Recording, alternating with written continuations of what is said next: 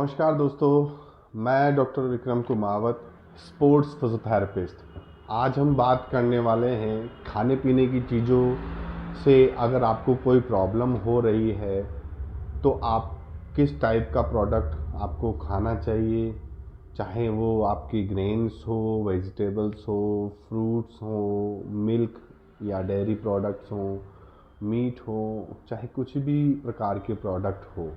क्योंकि आजकल देखा गया है कि बच्चों में ओबेसिटी बढ़ रही है, डायबिटीज़ की प्रॉब्लम बच्चों में ज़्यादा बढ़ रही है, कार्डियक प्रॉब्लम उनको बहुत ज़्यादा हो रही है। तो ये सब चीज़ें उनको खाने पीने की प्रॉब्लम के कारण ही हो रही हैं। तो आपको किस टाइप का खाना खाना चाहिए? तो सबसे पहले बात करते हैं, दो टाइप के प्रोडक्ट्स प्रोसीजर से आपका खाना तैयार होता है। आपके फ्रूट्स, वेजिटेबल्स, अन्य प्रकार की जो भी चीज़ें हैं वो तैयार होती हैं, एक ऑर्गेनिक तरीके से, दूसरी नॉन ऑर्गेनिक तरीके से। अब बात करते हैं कि ये ऑर्गेनिक तरीका क्या होता है और नॉन ऑर्गेनिक तरीका क्या होता है। ऑर्गेनिक तरीके में जो भी आपकी फ्रूट्स का या वेजिटेबल्स का बनना या पकाना, उनका वो नेचुरली और प्लांट पेस्टिसाइड से ही उनको तैयार किया जाता है। जबकि नॉन ऑर्गेनिक फूड में आप हार्मोन्स का प्रयोग करते हैं, पेस्टिसाइड्स का प्रयोग करते हैं, केमिकल्स का यूज़ करते हैं, ग्रोथ हार्मोन्स का प्रयोग भी इसमें होता है। जैसा कि आपने देखा होगा कि कभी कभी या मीडिया में देखा होगा कि लौकी छोटी होती है और प्रोडक्टिविटी उसकी बहुत ज़्यादा हो जाती है, एक साथ ही रात में वो बहुत ज़्यादा बड़ी हो जाती है। संतरे आजकल बहुत ज़्यादा बड़े बड़े आने लगे हैं, जबकि साइज़ होता है ये और इतने बड़े बड़े संतरे आ रहे हैं।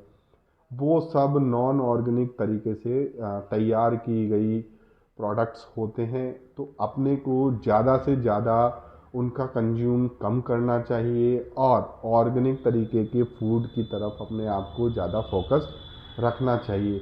हो सकता है ऑर्गेनिक तरीके से तैयार की गई प्रोडक्ट थोड़े से कॉस्टली हो, बट वो आपकी हेल्थ को हमेशा से और हमेशा के लिए ठीक रखेंगे और आप अपनी प्रॉब्लम्स और अपनी डिजीज़ेस, अपने बच्चों को एक बेटर फ्यूचर दे सकते हैं अगर आप ऑर्गेनिक फूड को रोज़ाना की डेली रूटीन में यूज़ करते हैं, अपने आप के जीवन में उनको उतारते हैं। क्योंकि ऑर्गेनिक तरीके से तैयार किए गए प्रोडक्ट अपनी हेल्थ के लिए पूरी तरीके से यूज़फुल होते हैं। जैसा कि आपने देखा होगा, जो ओल्ड एज पीपल हैं वो आज भी हेल्दी हैं, क्योंकि उस टाइम पे जब वो यंग एज में थे या चाइल्ड एज में थे, तब उनके खाने में या उनकी वेजिटेबल्स में, उनके फ्रूट्स में केमिकल्स, फर्टिलाइजर्स, हार्मोन्स या अन्य चीज़ें जिनके द्वारा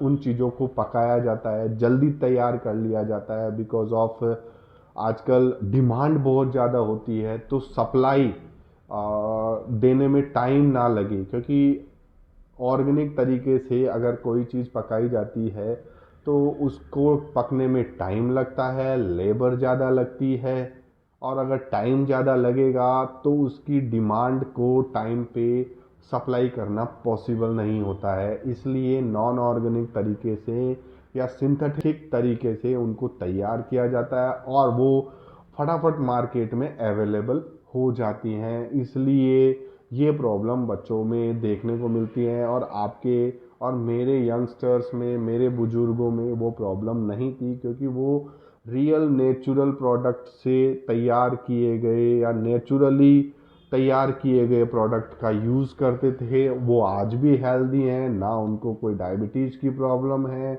ना उनको कोई कार्डियक प्रॉब्लम है, ना ओबेसिटी का कोई इशू है।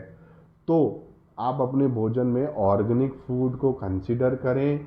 हो सकता है वो थोड़े कॉस्टली हों, बट अपनी डिजीज़ को बचाने के लिए, अपने चाइल्ड बच्चों के फ्यूचर को बचाने के लिए ऑर्गेनिक तरीके से अगर जाएंगे तो आप ऐसी बीमारियों से अपने आप को बचा सकते हैं जो आपके बच्चों को आने वाले फ्यूचर में होने वाली है। आई होप मेरे द्वारा दी गई जानकारी आपको सही लगी हो, तो आप और लोगों को भी शेयर करें ताकि जो प्रोडक्ट को अफोर्ड कर सकें और पेशेंस रख सकें किसी भी चीज़ को खरीदने के लिए, तो वो अपने जीवन में ऑर्गेनिक चीज़ों को कंसिडर करें और अपने आने वाले फ्यूचर को ब्राइट बनाएं और डिजीज़ फ्री बनाएं। Thank you.